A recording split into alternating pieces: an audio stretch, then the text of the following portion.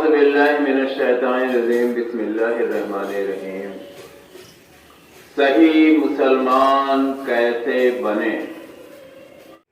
اللہ تبارک تعالیٰ جب حشر کے میدان میں انسانوں کا حساب کتاب لے گا،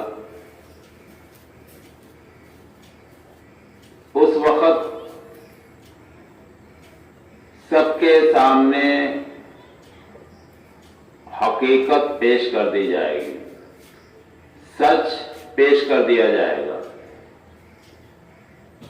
سارا بھید کھل جائے گا۔ اللہ تبارک تعالیٰ بتا دے گا سچ کیا ہے، باطل کیا ہے۔ ایسا نہیں ہے کہ وہ سچ اسی دن ظاہر ہوگا، سچ اللہ تبارک تعالیٰ نے دنیا میں بھی بھیج دیا۔ ایک کتاب کی شکل میں، جسے آپ قرآن شریف کا نام سے جانتے ہیں، قرآن شریف کے نام سے، اور دوسرا حدیث شریف، یعنی اللہ کے نبی صلی اللہ علیہ وسلم کی مبارک زبان سے نکلی ہوئے شریعت کے ہر فرمان وہی مقام و مرتبہ رکھتے ہیں۔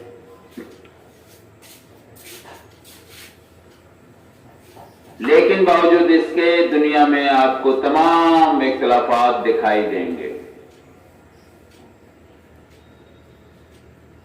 مذہب کے معاملے میں الگ، مسلک کے معاملے میں الگ، مشورے کے معاملے میں الگ، لیکن اس دن اللہ تبارک تعالیٰ فیصلہ کر دے گا۔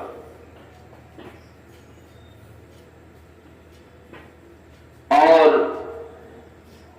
ظاہر سی بات ہے کہ وہ فیصلہ قرآن و سنت کے حساب سے ہی ہوگا، اور جو لوگ دنیا میں قرآن و سنت کو چھوڑ کر اپنی اپنی مسلکی کتابوں پر عمل کرتے ہیں اور کرواتے ہیں، ان سب کی سخت پکڑ ہونے والی ہے۔ کیوں؟ کیونکہ ایک تو وہ خود غلط راہ پر ہیں، دوسرے اسی کے حساب سے لوگوں کو دعوت بھی دیتے ہیں۔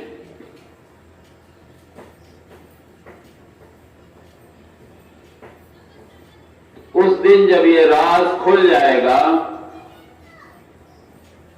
کہ حقیقت تو کچھ اور ہے، ہم عمل کچھ اور کر رہے تھے، تو لوگ اپنے اپنے علماء کو، اپنے اپنے درویشوں کو، اپنے اپنے اغوا کو تلاش کریں گے اور کہیں گے، اللہ تبارک تعالیٰ سے شکایت کریں گے کہ اللہ تبارک تعالیٰ فلاں شخص نے، فلاں عالم نے یا فلاں رہبر نے ہمیں گمراہ کیا تھا، اور انہیں دوہری سزا دے۔ اللہ تبارک تعالیٰ اس کے جواب میں فرمائے گا، انہیں تو ہم سزا دیں گے، لیکن تم بھی آؤ انہی کی لائن میں۔ کیا تمہارے پاس تم کو ہم نے عقل نہیں دی تھی؟ کان نہیں دیا تھا، آنکھ نہیں دیا تھا، دل و دماغ نہیں دیا تھا کہ تم سوچ سکو، سن سکو، دیکھ سکو؟ تم نے اندھا دھند قرآن و سنت کو چھوڑ کر ایسوں کی پیروی کیوں کی؟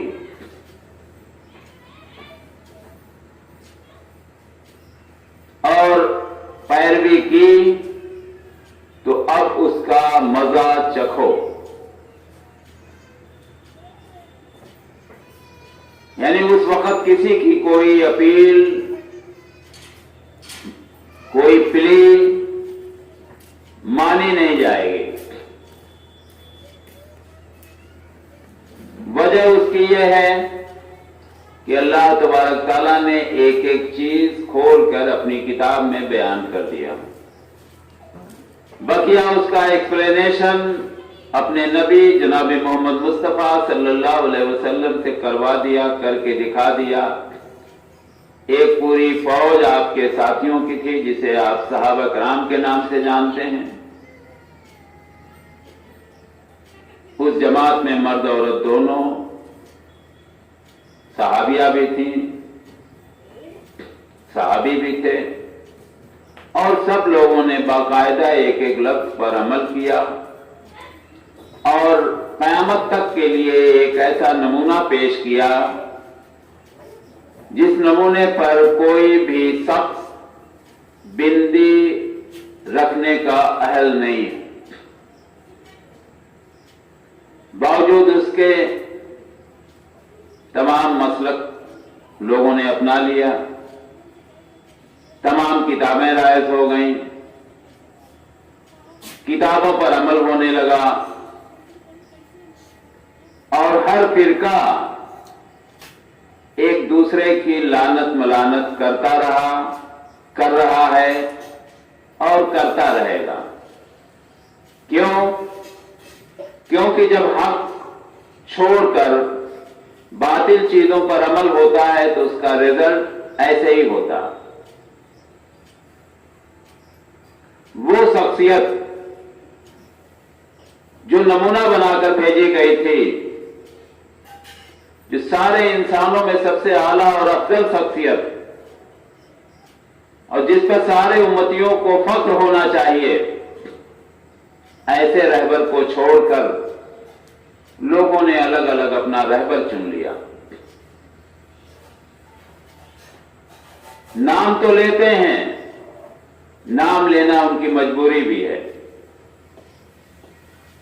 اس لیے اسلام کی ممبرشپ کے لیے یہ ضروری ہے کہ اللہ تبارک تعالیٰ کا اور نبی صلی اللہ علیہ وسلم کا نام مبارک زبان پر ہو، لیکن جب عمل کی بات آتی ہے تو فوراً پھسل کر اپنے مسلکی آقاؤں کی کتابوں پر خود بھی عمل کرتے ہیں اور لوگوں سے بھی عمل کروانے کی کوشش کرتے ہیں۔ ایسے لوگوں کے لیے وہ دن وعید کا ہوگا، یعنی ناخوشی کا ہوگا، جس دن اللہ تبارک تعالیٰ حق اور باطل میں فیصلہ کر دے گا۔ واقعی اگر آپ کو صحیح مسلمان بننا ہے تو قرآن اور سنت کو گلے لگائیے، قرآن اور سنت سے اپنا رشتہ جوڑیے، قرآن اور سنت پر عمل کیجیے اور کرانے کی کوشش کیجیے۔ السلام علیکم ورحمۃ اللہ وبرکاتہ۔